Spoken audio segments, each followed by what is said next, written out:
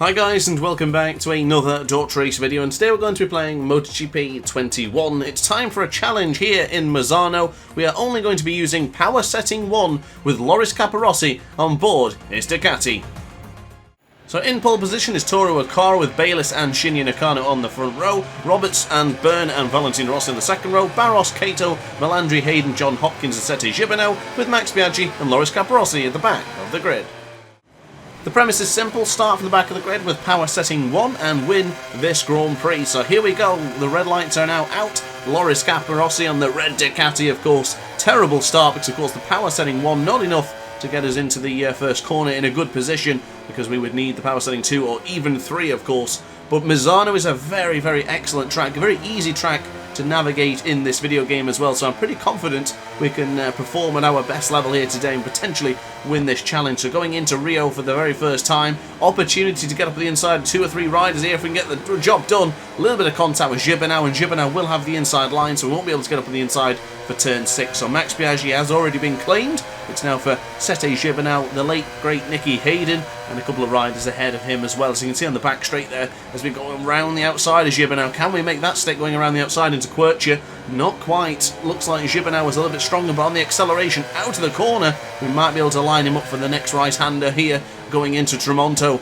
In turn 9 it is, getting up at the inside of Nicky Hayden. Tremonto has been pretty well for us so far, up into 11th position already. Great start for Loris Capirossi so far, with John Hopkins ahead of us and then Tajiro Kato. But on this straight here, you see how much time we lose compared to John Hopkins. We've even seen Sete Gibernau having to stop because he was so close to the rear of the Ducati, of course. And it's kind of a contradiction, of course, because the Ducatis are so quick, but in this particular game mode with the power setting to 1, the Ducati is going to be effectively the slowest bike on the grid.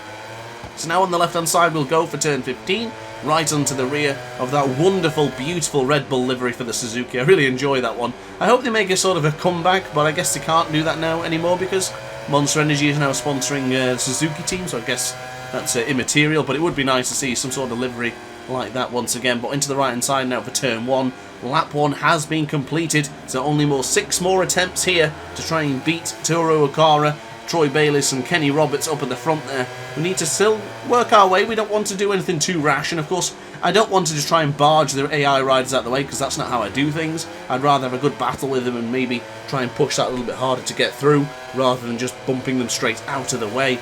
So now on to acceleration, coming out of the left-hander, getting into the slipstream with John Hopkins is going to be imperative here, but we are very good on the brakes, so hopefully hard on the brakes will go. A lot of front brake and a bit of rear brake just to slow us down going into Quercia, and then bring on the acceleration coming out of Quercia to get in behind John Hopkins. Again, we might be able to have a move up at the inside of turn 9, or maybe even Tremonto if we need it. We've ran Hopkins a little bit wide there, but no contact was made, so I'll take that one, thank you very much.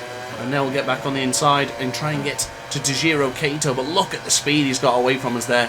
Power Setting 1 is certainly our greatest weakness right now, and so it should be, because of course this is a challenge after all, ladies and gentlemen. Not making it easier for myself, because of course then it wouldn't be a challenge as we go on the right hand side for turn 13, very close to the inside and touching the green there as we go into the right hand side for Caro. Super tight corner this one, very slow corner as well, but coming on the exit there, right onto the rear of Kato, right onto the rear of that Honda. We'll have a chance to dive over the inside potentially for Misano, not quite. So into the left hander we go for Misano, bring on the acceleration.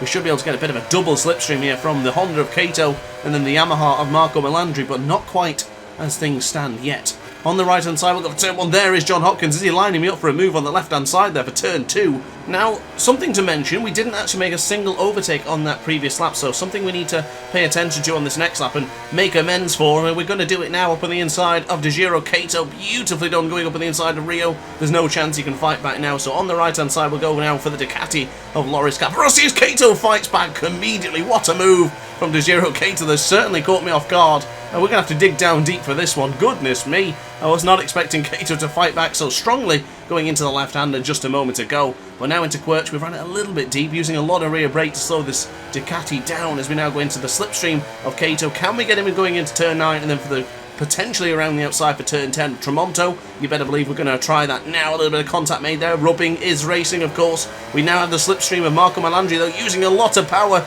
I'm guessing he's just going to pull away from us ever so slightly. He is, but we'll have the right-hand side in a moment's time. We are very quick. going into the section for Cavone for turn 11. Can we go around the outside of Melandri? That would be a very brave move and get that job done. Oh, he's right in position for defending well for Marco Melandri, but up on the inside potentially for the 14th corner. Nicely done. Now onto the rear of Valentino Rossi. Not sure where we're going to try and get this move done against the Doctor. Of course, we get on the left-hand side for 15, potentially up on the inside for Mazzano for turn 16, but it doesn't look like we can get the job done here as of yet. So now onto the rear of Rossi. Oh, a little bit of contact made there. Was trying to go around the outside and line him up into turn 1, but sadly we lost a lot of speed going into the first corner, but we might try and get the cutback for turn 2 if we can hold the line.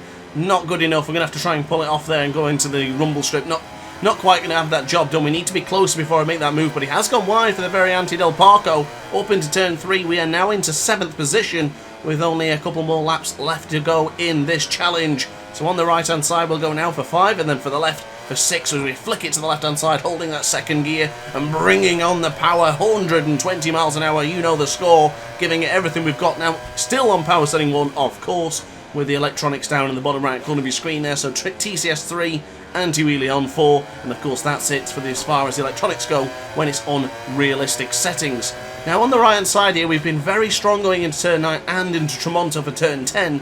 Do we have a chance of getting in super tight to Alex Barros? And speaking about super tight, how tight was that on board the apex there? Really, really close to the rumble strips and even touching the green. What a lap this has already turned into. A second clear from Valentino Rossi. We have certainly got the bit between our teeth now, feeling the pressure somewhat, because I can see Toro Ricard with her 2 seconds up the road. We need to still continue to push very, very much. Now, of course, 2 seconds to a car was not too bad if it was only us two. But unfortunately, we still have a plethora of riders to get ahead here. So going onto the left-hand side for 15, and then the left-hand side for 16. We need to try and get ahead of Alex Barros sooner rather than later. Otherwise, Toro Ricard could end up getting away on board his Repsol Honda. Now in the slipstream of Alex Barros going into the first corner. Capirossi, the fastest man on track right now, with a 1:33.646. Is this the move we're going to get on Alex Barros going in the inside for the left-hander? Beautifully done. Will he have the inside for 3? Not quite. Brilliantly done there for Loris Capirossi. Shaky Byrne will now have his position taken away from him as well, possibly. No, the Aprilia man stays very, very firm. Shinya Nakano ahead of him. Roberts and Troy Bayliss as well. So it's a good battle of a good amount of riders here. Some riders you wouldn't expect to be fighting so close. But for the time being, this is actually kind of working in our favour because we're getting additional slipstream as we try and brake very, very hard. Going into Quercia for the left-hander for turn 8. Nice and tight and controlled going into the left-hander of Quercia there. We're already ahead of Shaky Byrne. Where are we going to attack? Shinya Nakano going around the outside for 9, potentially going around the outside even further for Tremonto, or unless we let him run it a little bit deep and then we'll try and get the acceleration on the cutback. Kawasaki been beaten on this acceleration of power setting 1. Roberts on the left-hand side there. Can we go up to the inside of the Suzuki? It's going to be super close. Beautifully done there for Loris Capirossi. He is now up into 3rd position. The podium is beckoning him right now, but is the race victory included in that particular podium? That's what we're here for. We're here for the race victory, not necessarily a podium. As we get on the right-hand side for 14, we are going to be starting the penultimate lap in 3rd place, potentially, if we can't get past Troy Bayliss going into the left-hander of 16. It doesn't look like it's going to be the case, so 1.6 seconds is the gap to Toro Ricard. So even though we just made all those overtakes, we only lost about, well, actually we gained time against Toro Ricard, and that is another great lap coming in for the way of Loris Capirossi. Can we get the left-hander now going into turn 2? It's going to be super close and get the job done. Look how controlled we were going into the second corner. Troy Bayliss runs his Ducati a little bit wide, and Loris Capirossi fights back immediately on the penultimate lap.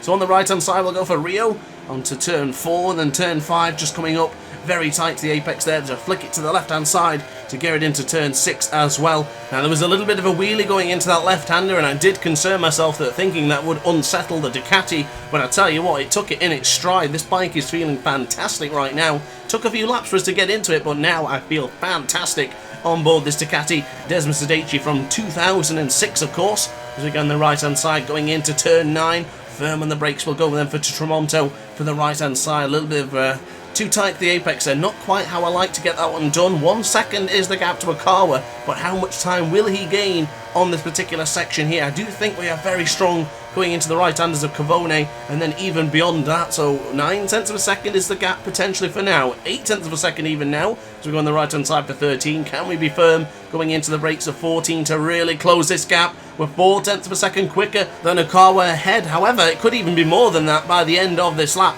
As we get on the left-hand side for 15, can we get into the slipstream over to turn 16? Not quite close enough, but on the exit, we've been pretty good here, considering we've had power setting 1, of course. 0.6 of a second we are quicker than our fastest lap. This is going to absolutely decimate our lap time from before. It's a 1:32.994 coming in for the Ducati man, Loris Capirossi. Caparex is on form right now.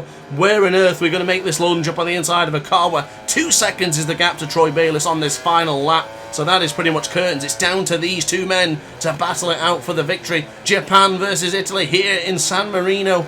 Who's going to get the job done here today? Left-hand side, we'll go now for turn 5, turn 6 again. Oh, very close to the rear now of Toru Okawa. This is perfect. Keep an eye on the rear tyre and the front tyre, though. The right-hand side of those tyres looking a little bit worse for wear, but I think we've still got to get the job done. Okawa out of shape. Capirossi out of shape as well. Going into the left-hander of Quercher. Who's it going to be?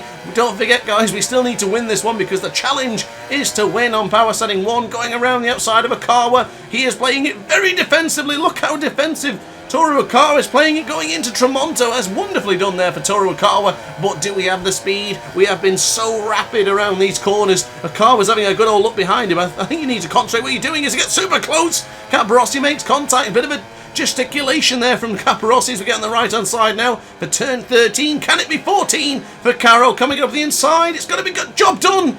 Job is done, unless Okawa's got something left in the locker. Is there going to be on the right hand side of the screen? There he is. Capirossi dives from the inside of 15. We're still holding it on firm. Beautifully done, beautifully done. I think that one's the challenge done there. We are quick coming in the exit of Misano. What a wonderful performance. Toru Okawa will be disappointed, but that is challenge complete for Dr. Ace and Loris Capirossi on board the Ducati. So job well done.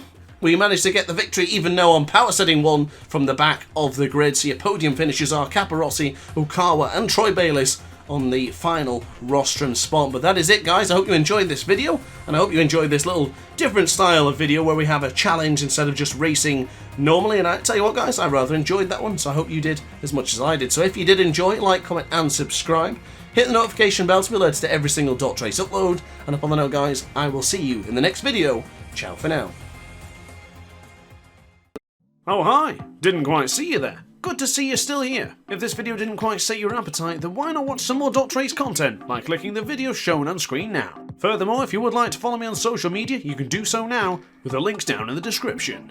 Consider subscribing so you don't miss a single Dr. Race video.